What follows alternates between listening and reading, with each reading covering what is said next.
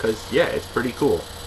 Yep, back to the beginning of the second movie, just after the one you completed in the beginning of this game, you actually play as the evil scientist inside the castle.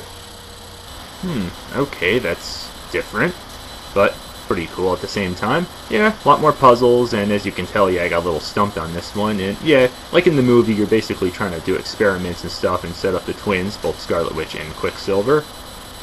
Jumping back to the Avengers themselves, yeah, you know the story. Stark gets what he thinks is a brilliant idea to use the scepter and get Ultron to take control and have a peacemaking program. Yep, more puzzles and teamwork involved in that.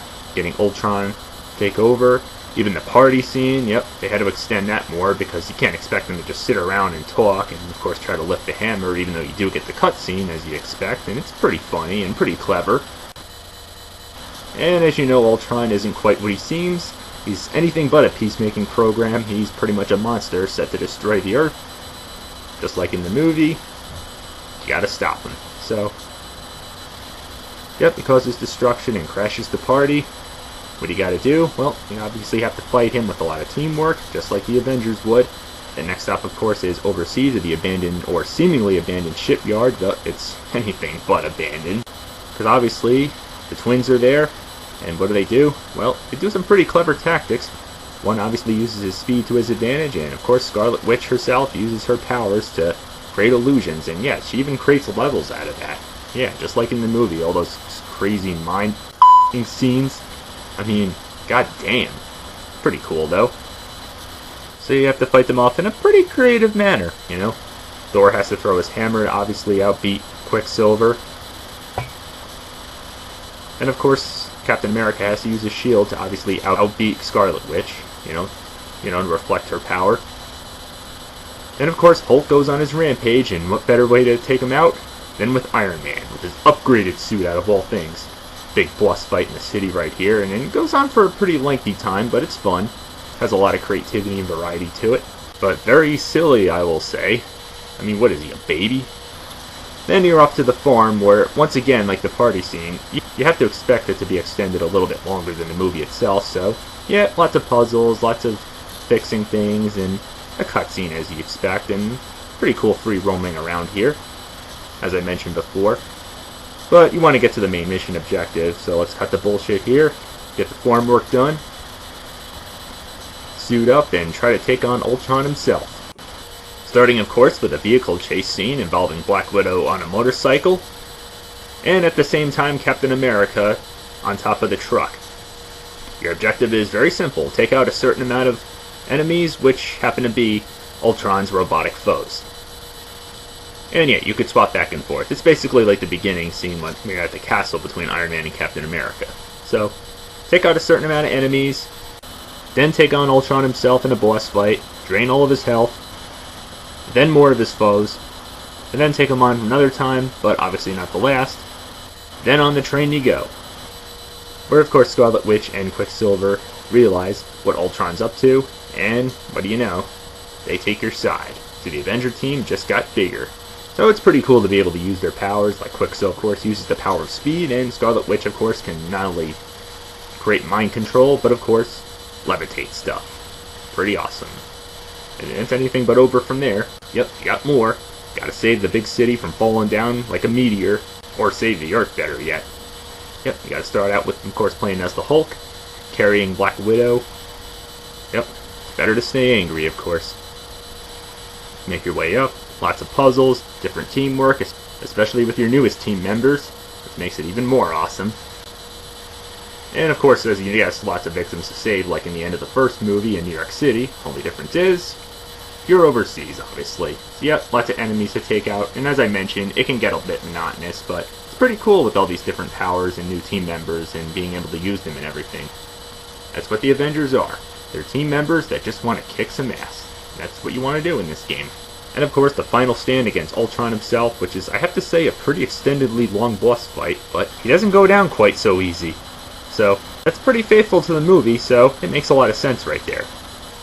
Lots of creativity, and of course, Vision himself joins the fight, as you'd expect. He's another one who can fly, and of course uses powers, so yeah, it's a pretty epic fight. Lots of team effort trying to take this son of a bitch down. Tricky, but beatable. And there you go, down. The world is saved, once again. Get the famous scenes that you remember from the movie, which are, once again, silly, but it's a Lego game, so what do you expect? Shows the new Avengers compound with the new recruit, obviously. Yet, of course, the mid-credit scene with Thanos, once again, making his appearance, though I don't remember him using a washing machine, but okay. It's only getting me more hyped for the next upcoming movie. And you're back on the helicarrier, which means it's all up to you from then on. Free roam, do side missions, go to the sky to look at the map, which means now... Oh yes, you actually do get the other films. The other spin-off films to be exact, starting with Iron Man 3. And I'm not gonna lie, this is where I'm impressed, but at the same time, kinda disappointed. I mean, I can understand it's a lot to put in one game and everything, but seriously, they could have done better. I mean, okay, Iron Man 3, I will admit, was not the best in the series. I mean, there was the problems with finding out that the Mandarin was not really the villain, and the fact that Iron Man does some pretty dumb things in the movie. But it had some pretty cool action, and it did make up for a pretty decent part of the game. And not to mention, with all these other spin-offs, unlike the previous two films that I just showed before, this time, with all these different spin-offs, instead of going with cutscenes, they decided to go with comic book still images and narration. I understand it's based off a comic book movie, but they seriously could have done a better job with this. They could have put a little more effort into it.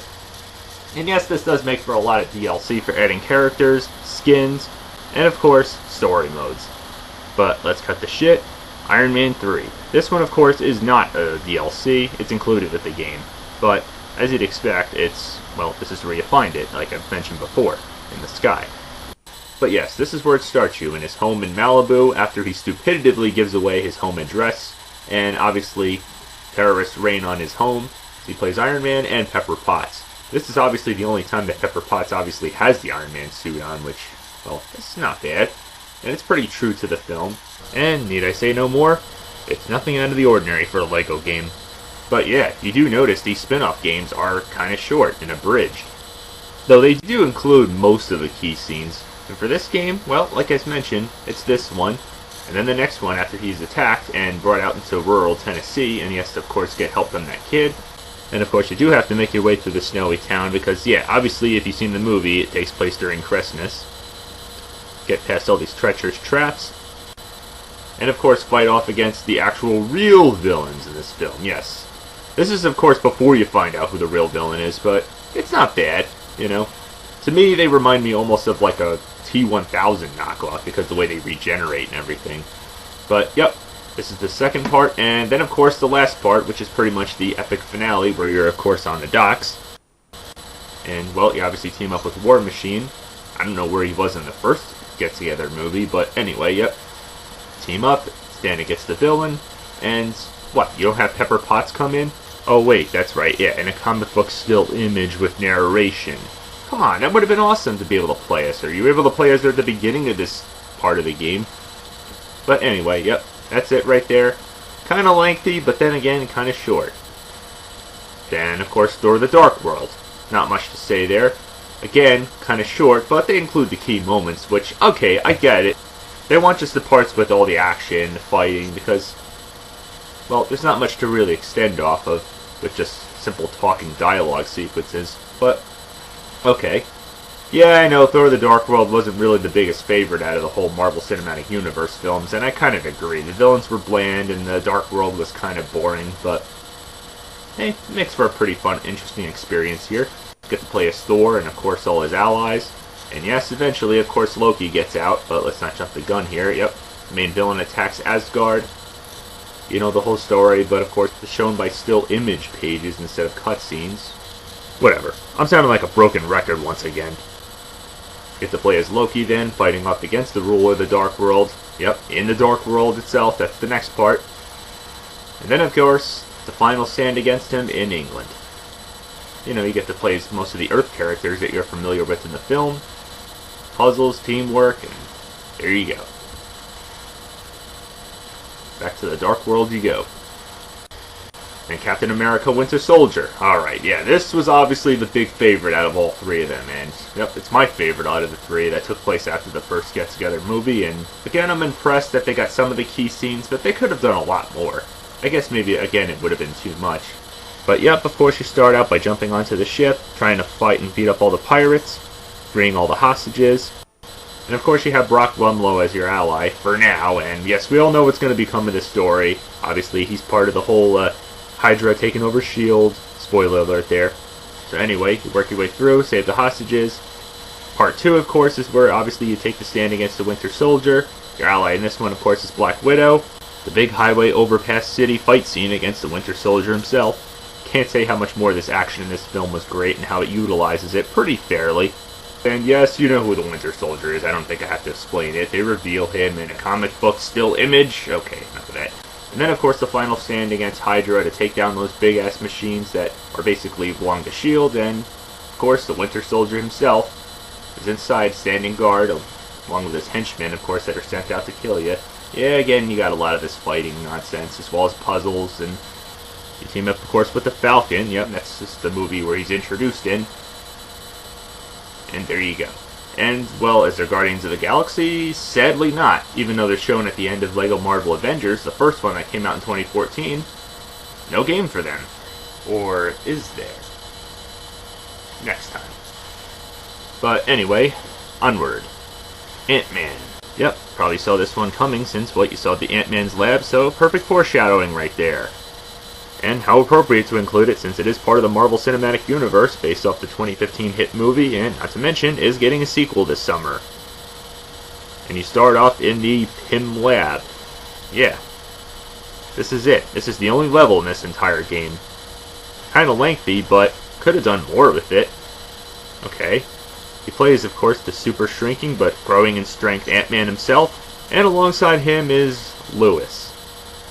That's it. Yeah, you know Michael Peña's character, the one who, of course, gets him arrested all the time, and, of course, impersonates a security guard, so, okay, acceptable, pretty faithful to the film. He has the guns, and, of course, he managed to get through security because, well, like I said, he impersonates one of the security guards to get through, because, of course, the Yellow Jacket wants his security to be, well, up and strong in the lab. So, yeah, this is obviously has to be the end sequence. Ant-Man, of course, can beat up people, whether he's big, small, summon ants, of course, overtake the security guards, you know, any of the enemies. And, of course, shrink down to fit in small spaces that nobody else can fit in.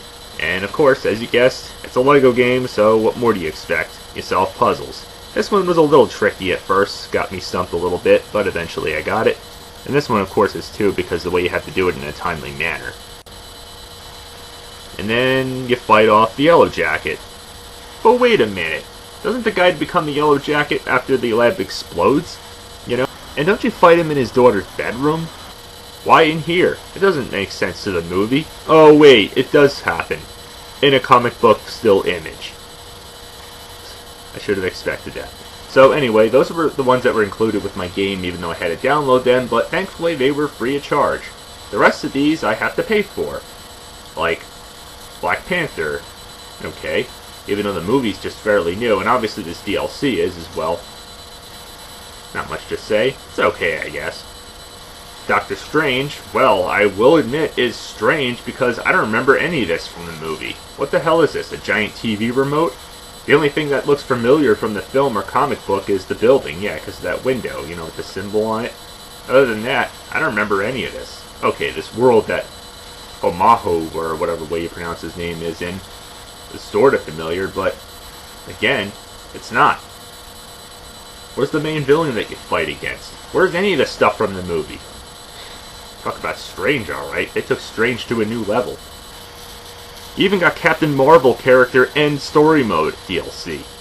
Yeah, and the movie's not even out yet until next year. I don't know how well it follows the movie, because, well, I don't really know much about this character, but looks okay, I guess. Not going to say much about it.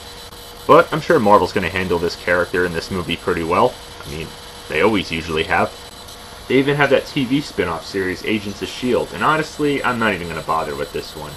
But, yeah, that's it. Apparently, that's all you have in here. No Captain America Civil War, no Spider-Man Homecoming, even though, of course, that's obviously a Sony film, but they could have put that in there. It's part of the Marvel Cinematic Universe. But nope, just character skins. I mean, come on, that could have been an awesome spin-off. All you need to do, even if it was just one scene with them fighting at the airport, that could have been great. Even though it would have had you picking sides, or, well, forced you to take a side, but still, it was great. It's just as frustrating as seeing that LEGO Hobbit series not get finished. I mean, again, Battle of Five Armies could have been great as a LEGO game. So much action and everything. And this one, no exception either. But I guess I can't complain. I mean, it's a lot to put in here, so it's a big universe, and it's just going to keep getting bigger with the games, and of course with the movies. And, well, again, I can't tell you how psyched I am for this upcoming film. I hope it delivers just like most of the Marvel Avengers movies did. But this game, on the other hand, well, sure delivers a handful. For a LEGO game, it's what you'd expect. Lots of action, lots of dialogue, silly moments, and, well, it assembles pretty damn good. Not perfect, but pretty damn good, despite some flaws. So, anyway, yep, this one, and I'm sure the Xbox One version, and so on and so forth, but the portable versions I probably wouldn't even bother with. But, yep, this version, console version to be exact, gets a rockin' Wii Remote, Wii Motion Plus up, and a plain Wii Remote up. It's good, silly, Marvel fun.